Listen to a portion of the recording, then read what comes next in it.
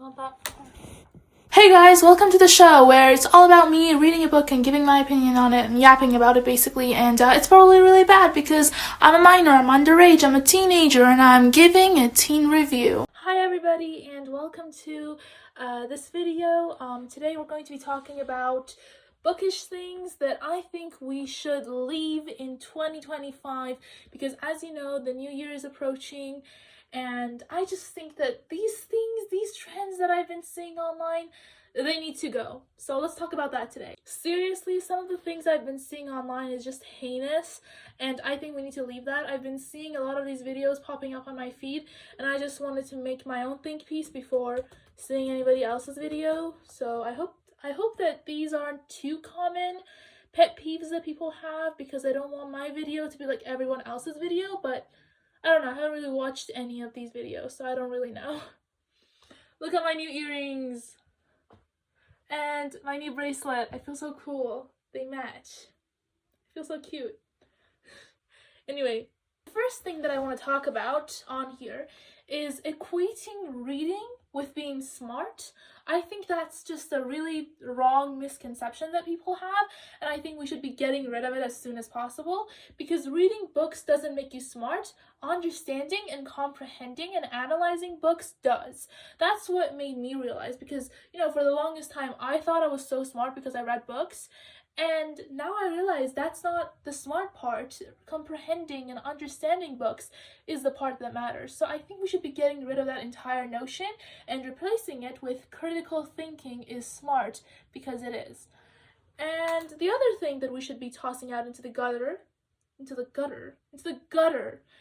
is that reading classics makes you smart, which is, again, wrong. Reading classics does not make you smart, but understanding and comprehending and having critical analysis of classics does make you smart.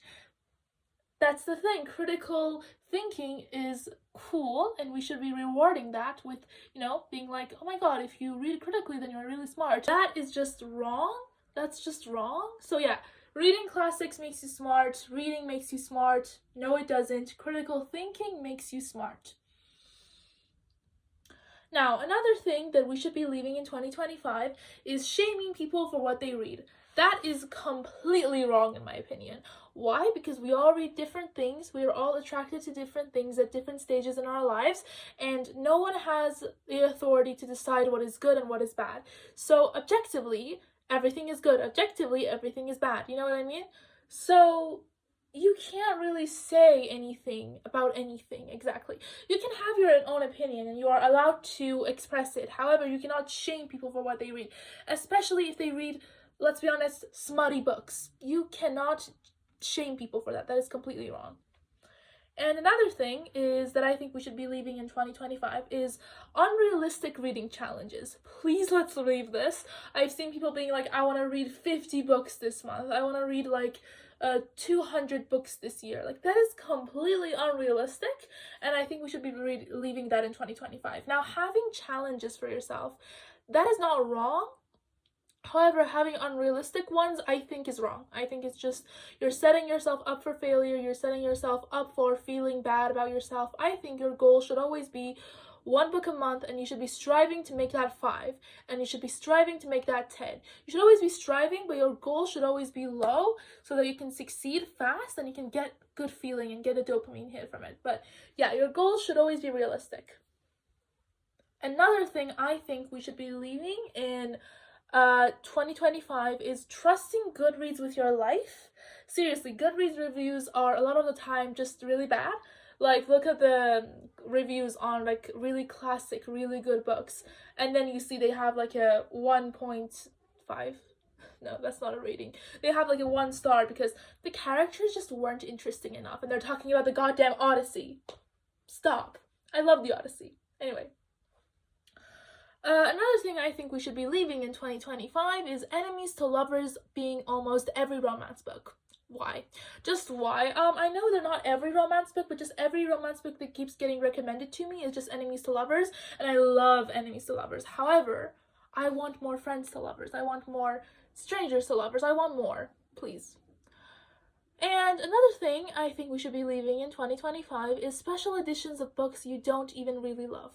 If you have a favorite book, then please keep adding additions to it. But if the book you're adding additions to is just a normal book that you don't even really like, why are you doing that? Why are you spending so much money?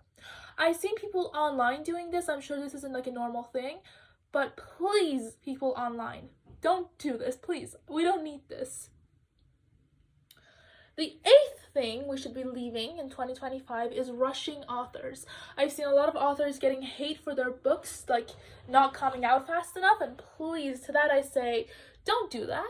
The author is an author for a reason. Their writing is really, really, really good, and they need time to write that good book. So please give them time, is all I'm saying.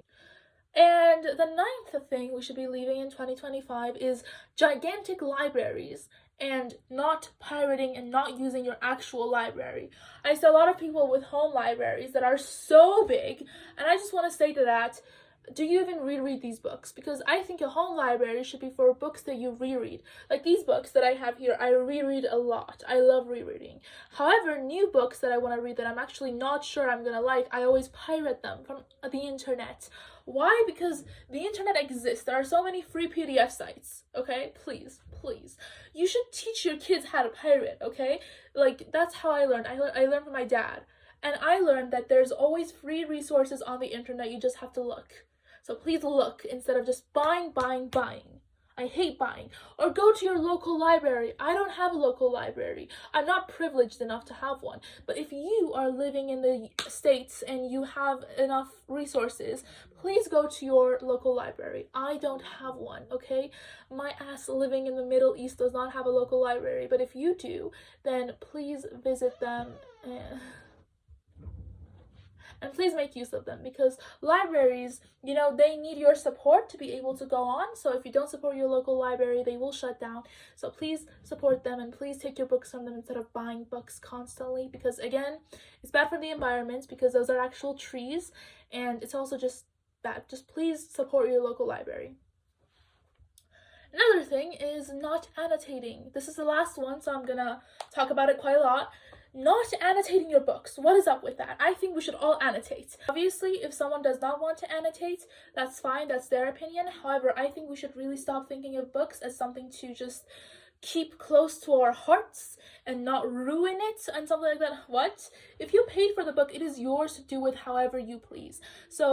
And annotating books, it makes you remember books a lot more than you just do by just reading them.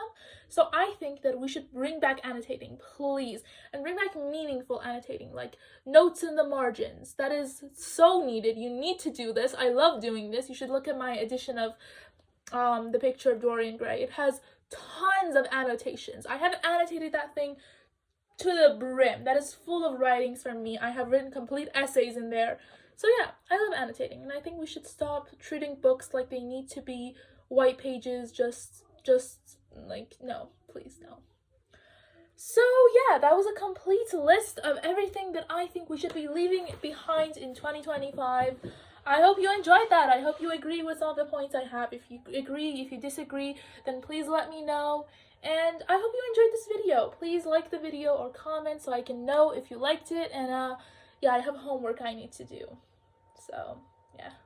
Also, I'm 14, so the takes in this video might suck. Yeah, if they do, I'm really sorry. Because of my age. Anyway, bye!